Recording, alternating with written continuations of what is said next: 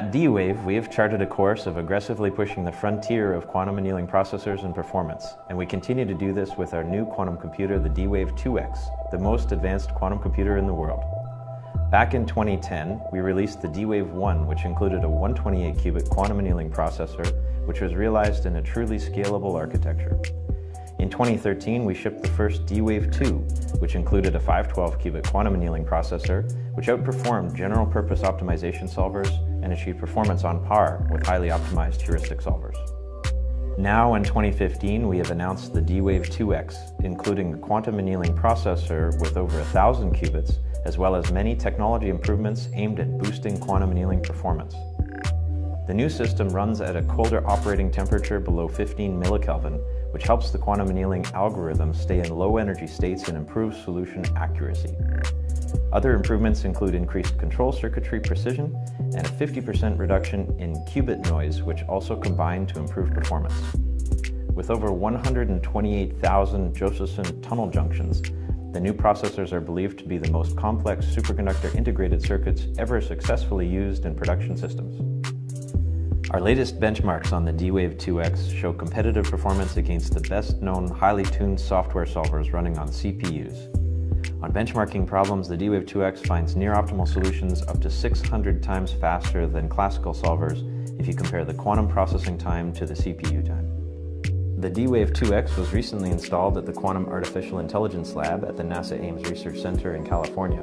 This lab supports research into machine learning and optimization by Google, NASA, and USRA member universities. Our new agreement enables Google and its partners to keep their D-Wave system at the state-of-the-art for up to 7 years, with new generations of D-Wave systems being installed at NASA Ames as they become available. The D-Wave 2X is the culmination of years of hard work, and we can't wait to see how this changes the landscape of computing.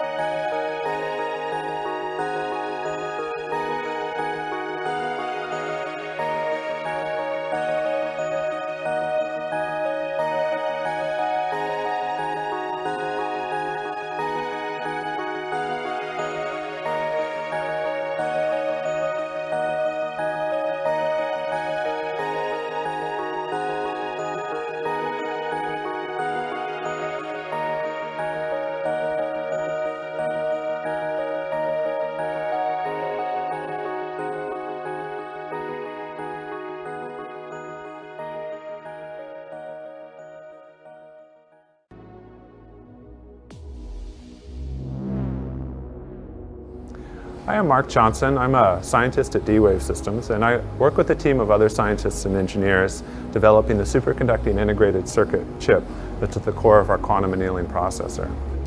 We have our chips fabricated on 8-inch silicon wafers, and when we receive them back from the foundry, they look like this. Here, if you look closely, you'll be able to see a repeated array of squares that are multiple copies of our integrated circuit chips. That integrated circuit chip is really just a series of metal layers, predominantly, which you can see in cutaway here. The process that goes into fabricating this integrated circuit chip is actually not that different from that which goes into making the chip that drives your cell phone or your laptop. One of the principal differences, though, is that these metal layers are actually made up predominantly of niobium.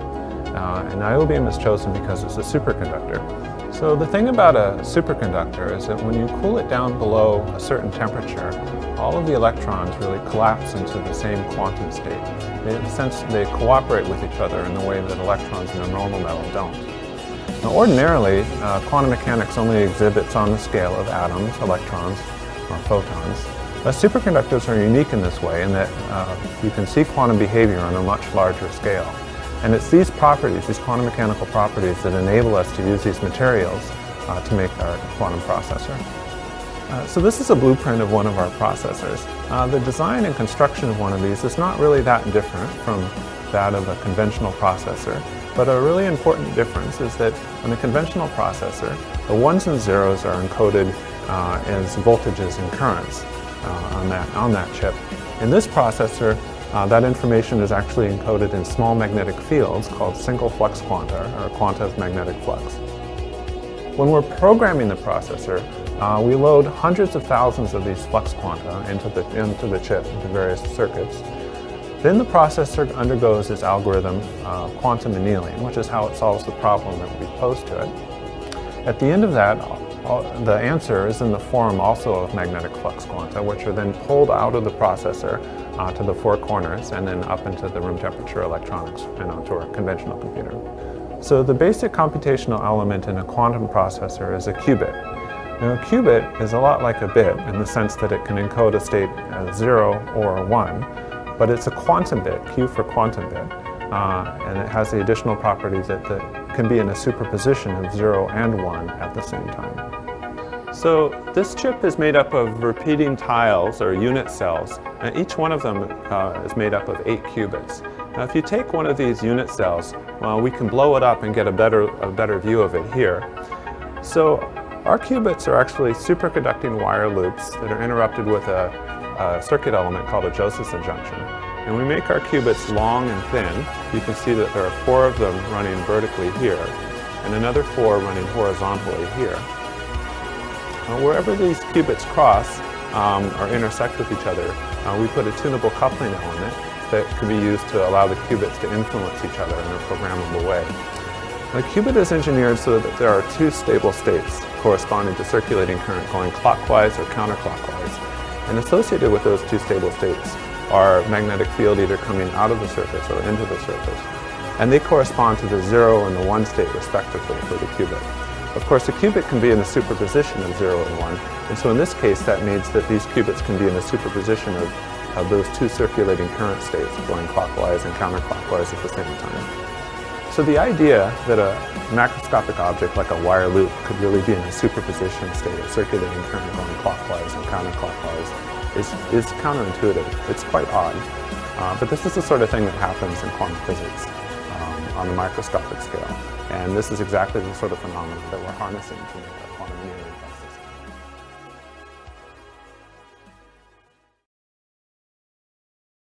What we do here is go back.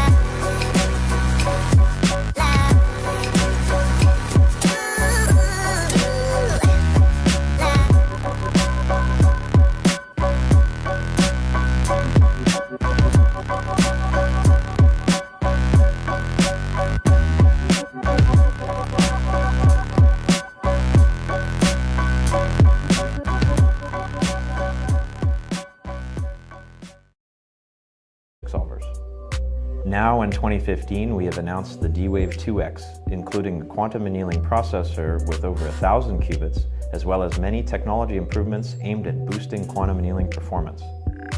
The new system runs at a colder operating temperature below 15 millikelvin, which helps the quantum annealing algorithm stay in low energy states and improves solution to the most advanced quantum computer in the world.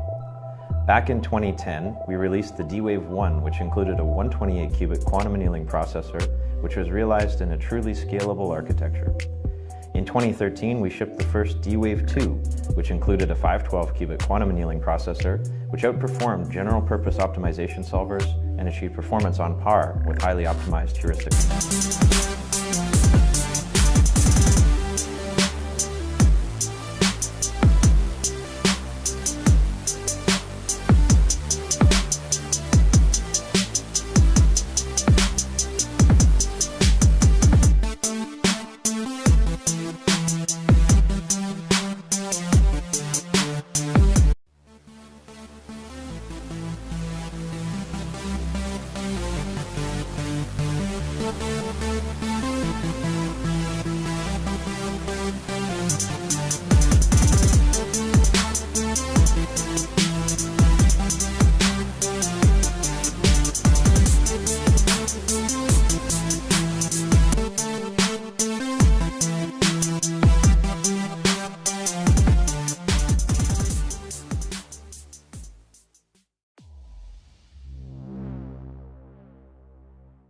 At D-Wave, we have charted a course of aggressively pushing the frontier of quantum annealing processors and performance, and we continue to do this with our new quantum computer, the D-Wave 2X, the most